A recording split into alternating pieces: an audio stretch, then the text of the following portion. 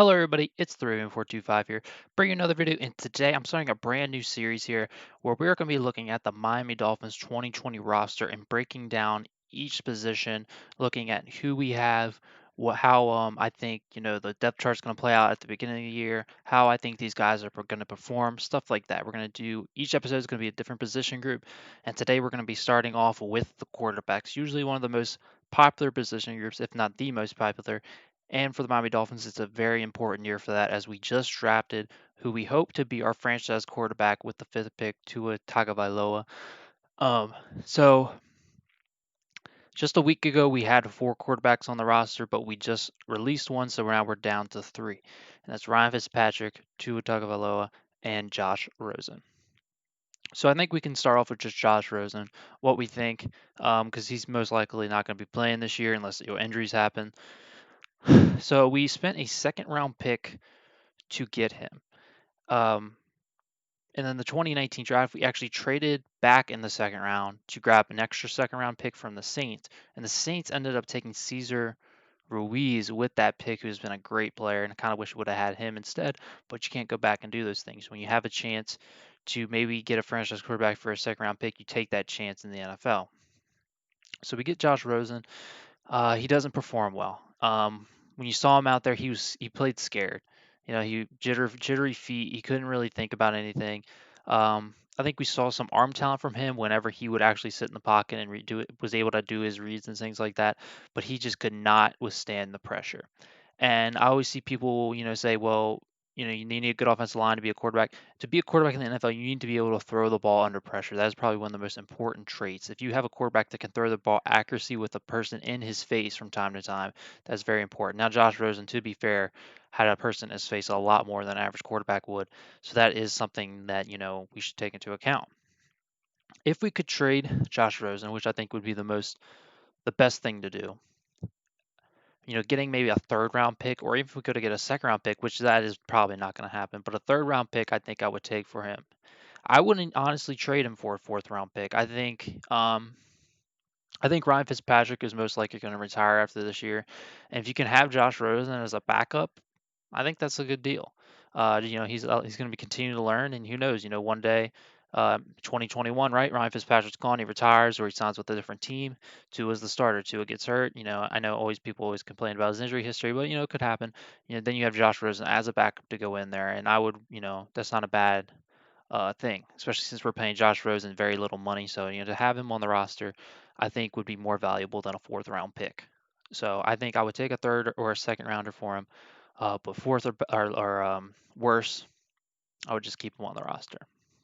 So that's enough about Josh Rosen. Let's talk about the two quarterbacks that actually have a chance to start and compete for a starting job. I think Ryan Fitzpatrick will be the day one starter. And I continue to see people say, whether it's analysts or Miami Dolphins fans, that Tua is going to get in there very early on. And I just don't see it. After seeing Ryan Tannehill and Matt Moore play for 7 years, seeing Ryan Fitzpatrick on the field last year was like a breath of fresh air. It was a guy who I felt and I saw was under control almost all the time. The Ryan Fitzpatrick that they always talk about, who is hot at 1 minute and then is just ice cold throwing picks after picks all the time, that was not a thing last year. Even after he threw a pick, he didn't let that bring him down. He was in control almost every single game he played. Let's take a look at the stats here. So I know you can't like discredit games in the NFL, but these two against Baltimore, New England, those were, exceptional circumstances. We had pretty much half of a new roster that had to get acclimated within a week. It was a shit show. So what I think you got to do is kind of, if we cancel out these two games, right? One touchdown, four interceptions. That brings his total to a 19-9 ratio, which is actually very good. Um, you know, that's not a lot of touchdowns to be fair, but he also missed. He didn't play against Dallas. He had two passes against Dallas. He didn't play against the Chargers. He played one quarter against the Redskins, so you got to take that into account.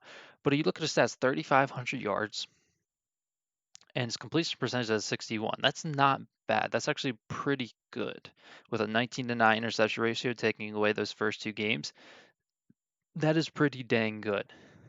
considering the offensive line we had, which I do expect to be better, but not that much better, at least not at the beginning. I think the offensive line will get better as the year goes on, as our offensive line did last year.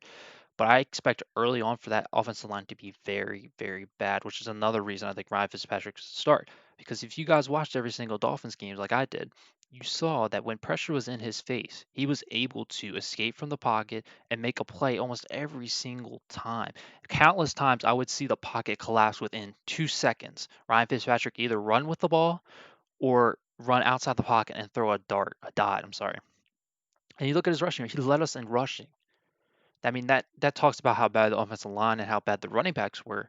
But that's not just that. He was able to escape the pocket and make countless plays over and over and over again.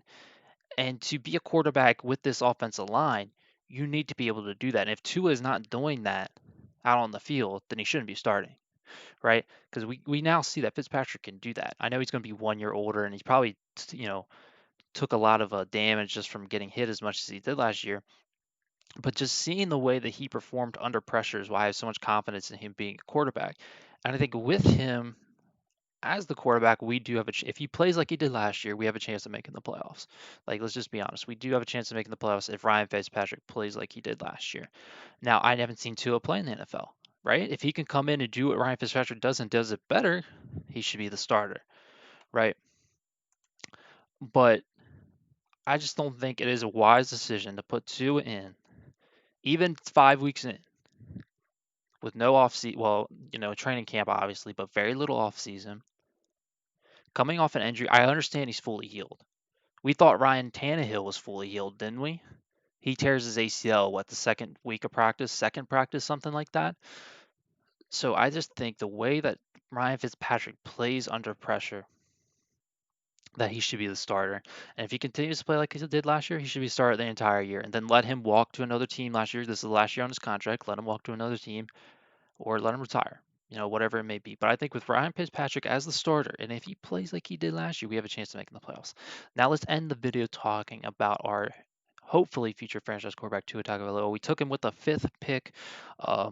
I don't know about you guys, but when I saw him take them, I was clapping, I was cheering. That was probably the most hyped I've ever been for a draft pick as a fan of the NFL or any sport really. Um, I have high hopes for him. But like I've said countless times, I just don't think it's smart to put him in this year if Ryan Fitzpatrick plays like he is playing. Now, if Tua comes in there, I'm not a coach. I'm not seeing him practice every day. If he's just tearing everybody out of the water, put him in, right? If he's just way above and beyond Ryan Fitzpatrick, because I don't expect him to be. Ryan Fitzpatrick's a 15-year vet. He was pretty good. So put Tua, give him time to sit out, but I have high hopes for him. I see people complain about his arm. He has a great arm. He has great accuracy, stuff like that. And I think the hopes are very high for him. We just need to see him practice. We need to see him play, but I have very high hopes. But that's really my breakdown of the quarterback position for 2020 for the Miami Dolphins. Let me know what you guys think. Do you guys think Tua should start week one, stuff like that? I'll be anxious to see what you guys have to say. But anyway, thank you guys for watching, and I will see you tomorrow when we talk about the running backs. Thank you guys. See you.